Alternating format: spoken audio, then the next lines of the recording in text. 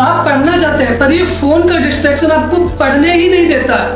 आप 5 minute rest के लिए फोन को उठाते हैं, उठाने के बाद में कब 5 मिनट 2 से 3 घंटे के रूप में बदल जाता है आपको पता ही नहीं चलता। के बाद वो ब्रेक के लिए 5 मिनट के लिए फोन को उठाता है। फोन को उठाने के बाद वो यूट्यूब शॉर्ट्स पे जाता है। यूट्यूब शॉर्ट्स पे कब यूट्यूब शॉर्ट्स 1 से 2 घंटे बर्बाद करता है। फिर वो इंस्टाग्राम पे जाता है, इंस्टाग्राम पे रील्स उसका टाइम बर्बाद करती है तथा उसके अलावा वो अदर सोशल मीडिया एप्स पर अपना टाइम फालतू में बर्बाद करता है। अगर ये प्रॉब्लम आप लोगों के साथ भी होती है तो ये वीडियो आपके लिए है। यह कोई चिंता का विषय नहीं है क्योंकि इस समस्या से आजकल लाखों स्टूडेंट्स जूझ रहे हैं।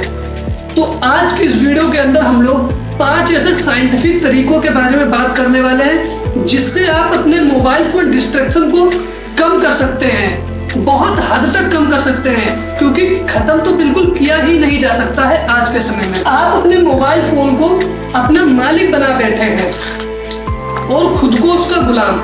तो हमारा पहला पॉइंट यही है कि आप अपने मोबाइल को अपना मालिक ना बनाएं, मोबाइल को अपना गुलाम बनाएं। आप जहाँ पे उसका यूज करें, पढ़ाई को लेकर यूज करें, किसी भी फालतू के कामों के लिए मोबाइल फोन का यूज बिल्कुल भी ना करें। आजकल मोबाइल फोन में सोशल मीडिया के एल्गोरिथम कुछ इस प्रकार हो गया है कि आप जो भी देखना पसंद करते हैं, आपके यूट्यूब शॉर्ट्स हो, इंस्टाग्राम रील्स हो या अदर सोशल मीडिया एप्स हो, उसमें वही चीज को दिखाता है। इससे आपका कोई भी फायदा नहीं होता। इससे जो भी जैसे आप यूट्यूब पे शॉर्ट्स स्क्रॉल करते हैं तो इसमें यूट्यूब का फायदा है, इसमें आपका कोई भी फायदा नहीं। इसमें आपका बहुत ही नुकसान है, आपके भविष्य का नुकसान है और आपके समय का नुकसान है। और इसलिए आप लोगों को समझना चाहिए कि आपका समय बहुत कीमती है।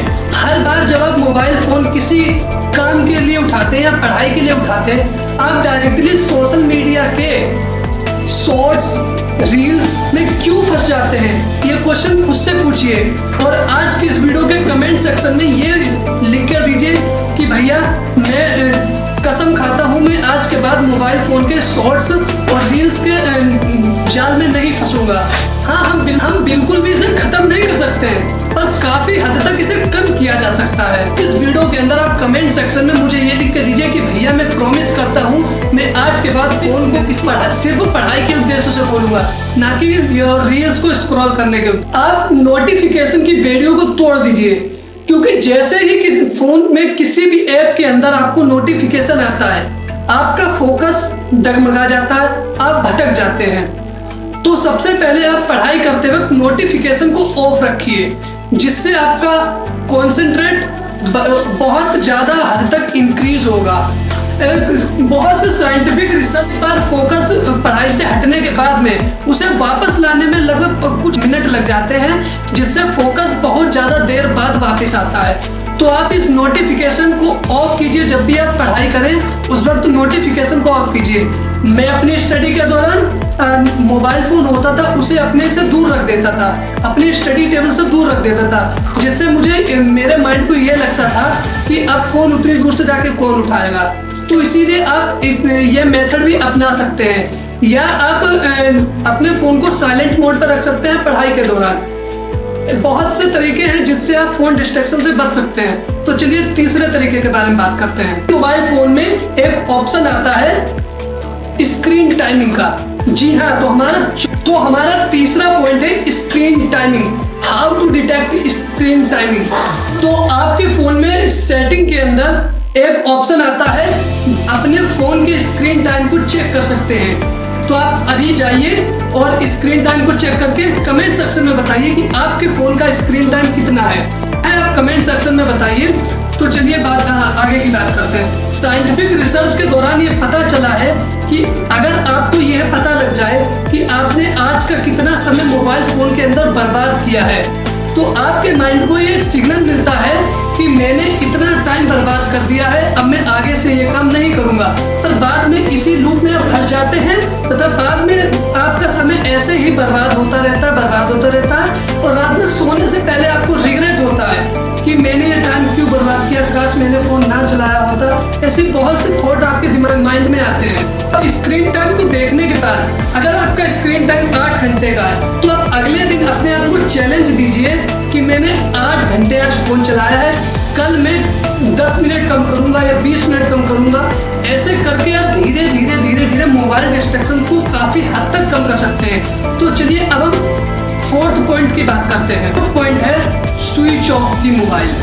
जी हाँ, आपने सही सुना।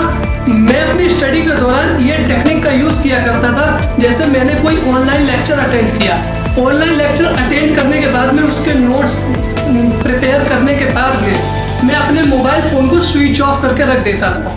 स्विच ऑफ करके रखने के बाद में मैं मोबाइल फ़ोन से बिल्कुल भी अलग हो जाता था, अपनी पढ़ाई की दुनिया में खो जाता था। मैं अपने सारे नोट्स वगैरह रिवाइज करने के बाद में जब मैं रेस्टिंग टाइम होता था और उस दौरान मैं मोबाइल फ़ोन को बिल्कुल भी नहीं उठाता था, जिससे मेरे को ये फ़ायदे मिलते थे कि मेरा माइंड का कॉन्सेंट्रेट काफ़ी हद तक इंक्रीज हो गया था। आप मेरे इस मेथड को भी यूज़ कर सकते हैं अपनी स्टडी के दौरान। तो चलिए अब हम पॉइंट नंबर 5 के बारे में बात करते हैं। पॉइंट नंबर 5 ये है कि आप अपने मोबाइल फ़ोन अपने पेरेंट्स को दे दीजिए। जी हाँ, आपने बिल्कुल सही सुना। अगर आप अपना मोबाइल फ़ोन अपने पेरेंट्स को दे देते हैं तो आपको बहुत ही कम चांसेस होते हैं कि आप मोबाइल डिस्ट्रैक्शन के लूप में फंसे, क्योंकि अगर आप अपना फ़ोन पेरेंट्स को देते हैं तो पॉइंट नंबर 5 है कि हम जहाँ भी स्टडी करें वहाँ पर हमारे कोई पेरेंट्स उपस्थित हों। जी हाँ, अगर हमारे पास में अगर कोई पेरेंट्स बैठा हुआ है तो हमें बहुत ही कम चांस होते हैं कि आप मोबाइल डिस्ट्रैक्शन के लूप में फंसे, क्योंकि जब भी पेरेंट्स बैठे होते हैं तो हमारे दिमाग में ये थॉट आता है कि अगर हम मोबाइल फ़ोन का यूज़ करेंगे तो डांट पड़ेगी या ज़्यादा हद तक मार भी पड़ सकती है। तो हम ये मेथड भी यूज़ कर सकते हैं, जिससे ये होता है कि आपका जो माइंड होता है, आपका माइंड ये जानता है कि मुझे अब शॉर्ट्स नहीं देखनी है, रील्स स्क्रॉल नहीं करनी है, सिर्फ पढ़ाई पे फोकस करना है। तो इससे आप पढ़ाई पे भी फोकस कर सकते हैं। तो आज की इस वीडियो में हम लोगों ने बात किया कि मोबाइल डिस्ट्रैक्शन को काफ़ी हद तक कम कैसे किया जा सकता है। तो अगर आपको मेरा एक्सप्लेनेशन अच्छा लगा हो और स्टडी संकल्प को सब्सक्राइब कीजिएगा, हमारी वीडियो को लाइक कीजिएगा। आपका बहुत बहुत धन्यवाद। कमेंट सेक्शन में बताइएगा आपको किस टॉपिक पे अगली वीडियो चाहिए। बहुत बहुत धन्यवाद।